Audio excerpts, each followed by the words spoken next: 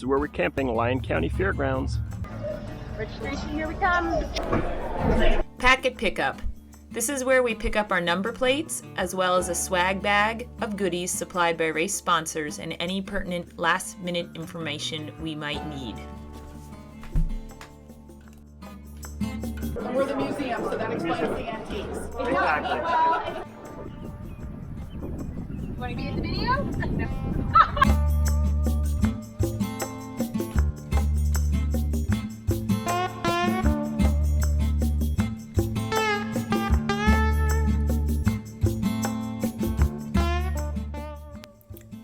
The Garmin Unbound XL is a 350-mile self-supported gravel bike race out of Emporia, Kansas. Self-supported means that you are not allowed any outside assistance. Any equipment or clothing that may be needed must be carried with you. Nutrition and hydration can be purchased at gas stations or convenience stores, but there are no race-supplied aid stations. Seen here, I am packing extra clothing as well as some nutrition. Packing away nutrition. Gotta eat a lot, so we gotta pack a lot. All right, here we go on our way to the start. The first challenge of the day, find the start. Rather long back and stop because I'm gonna need a lot of this stuff. Yeah. Well, there's like 140 doing this one, I think. Great time out there. It's a beautiful course. Weather's looking pretty good. Besides a few spatters. Oh, wow.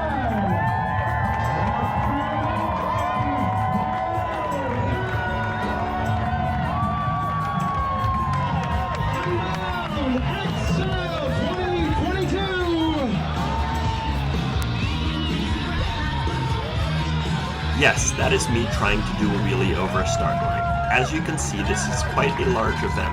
We started with about 140 riders, so my wheelie attempts didn't go all too well.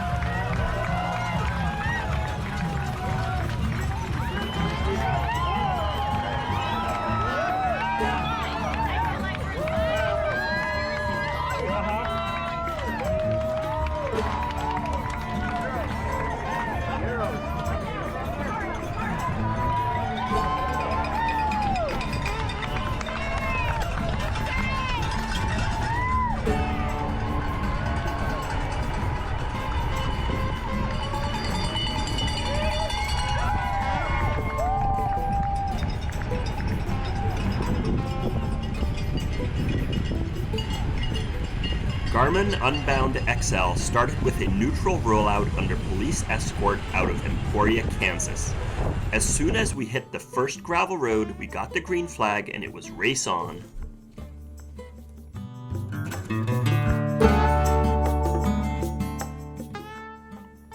Riding the first few miles of gravel in a relatively large group was quite stressful, but luckily the field thinned out quickly and we were then on our own. So just like that, barely 10 miles in, and the field is already quite split up.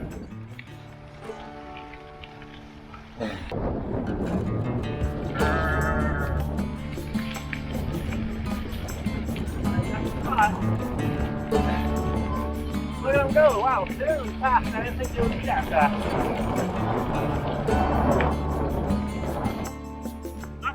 If this shows up on the camera at all, but we turned onto this road about a mile ago, and it goes for about 7 miles straight.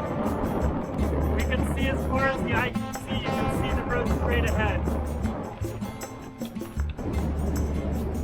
I mean, I guess we are kind of in their field, so they can just do whatever the heck they want.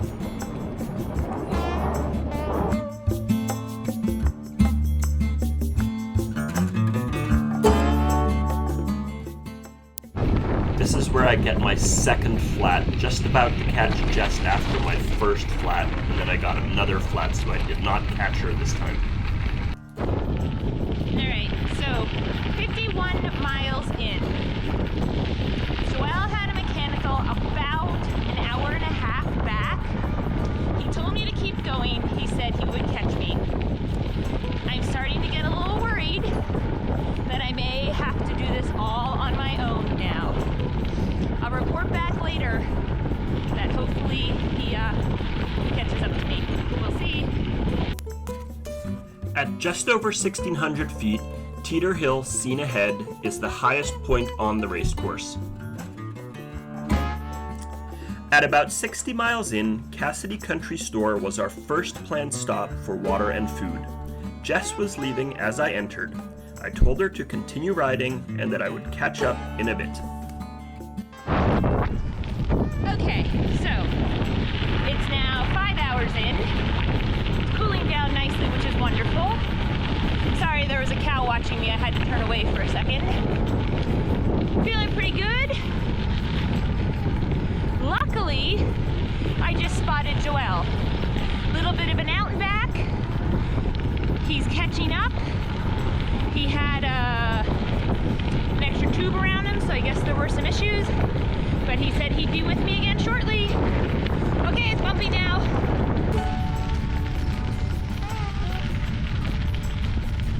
Guess we got some fossil fuel stuff happening here. There's Joel. Riding along. Oh gosh, this is a bad spot to take a video because it's really bumpy here.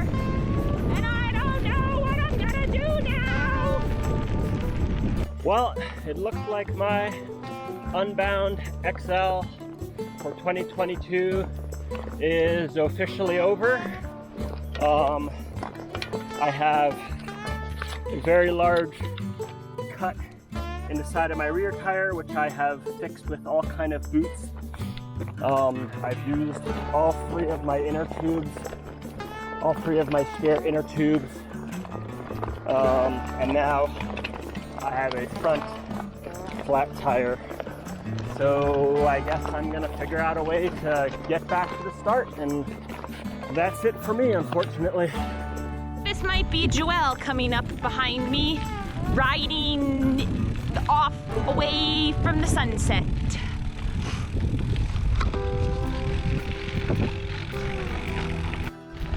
All right, so here I am.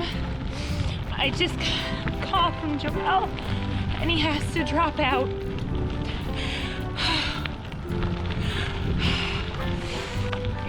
He told me I can do it, and I think I can.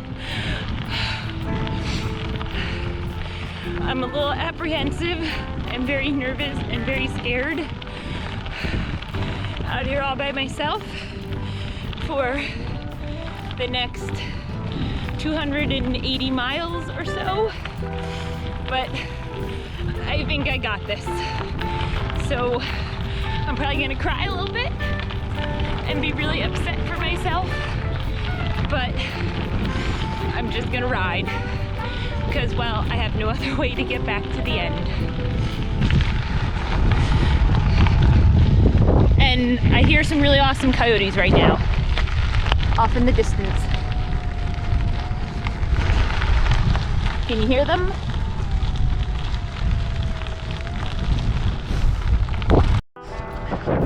All right, so here I am. It's about 10 o'clock or so at night. Luckily, there still seem to be people that I can see, which is wonderful. You can see all their blinkies up there in front of me. Lots of frogs, lots of crickets, lots of little creatures out there in the forest. So, it's going all right.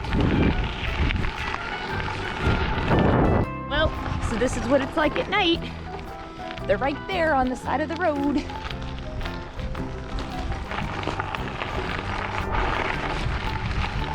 You can see them all hanging out over there, just chewing their cud. All right, so just to show something, mile 105, about 8 hours race time in, and this is the first section of pavement. All right, I'm gonna live it up while it lasts. Nothing like riding through a small little town in Kansas at 1 o'clock in the morning. Not much going on at all. except a whole bunch of people on bikes every now and then. And then I got the phone call, and then I stood on the side of the road and cried for a while. Oh. I said, I don't know if I can do this without you. Yeah. And then I told you to just keep riding your damn bike. You were like, "Get away." All right, I need some. All right, it's now about 2 o'clock in the morning, and that's what I've got sight-wise. The only thing to see is dark out there. There's lots of prairie. I got some people up ahead of me. I got my computer in front of me telling me where to go, and that's about it. All right, leaving the mile 183 or whatever it is gas station stop. The sun is coming up, wonderful to see. Kind of disheartening though, because I saw the sunset yesterday and I'm probably gonna see it set again today, but onward. All right, I think it goes to show how windy it is out here today. You can see all the white caps. You can see all the white caps on the pond there. You always have to wonder out on these country roads, a friend or a foe, when you see these guys. Okay, 207 miles in. About 17 hours race time. And looks like we're gonna get some rains. Okay, 225 miles, 125 to go. And, well, there's nothing to report. I'm just seeing farmland. Well, I guess there's just a lake. And cattle. Just turn that off. Really sure what all of that is back there, but it's super stinky, like oil. Okay. 250 miles done. Only 100 more to go. It's about 11:20 a.m. Ride time is just about 19 hours. And what do I have to report? That I just want this to be done with. All I'm seeing now is, well, what you see in the background. Just green fields and cattle. And, well, red dirt roads. Everything hurts. My stomach's upset. Chafing. Soreness. Blisters. Just get it done. It's going to be a really slow last 100 miles. But, glad to know that it's now finally getting there.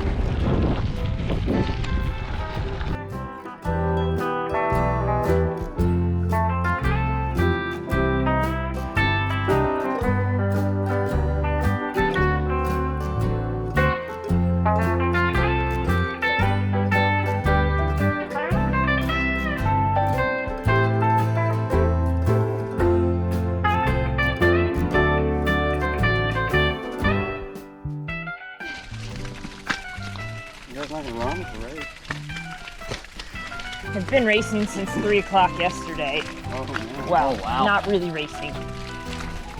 There's no running involved. This is just making the, I don't know, pain and agony linger longer. And this is what the rain did. Right, so here's an update. 280 miles after all the mud. Still 70 miles to go. I can't shift gears, so I'm just stuck in one gear. And that's kind of it. Mud is in all sorts of places, making for really nice chafing.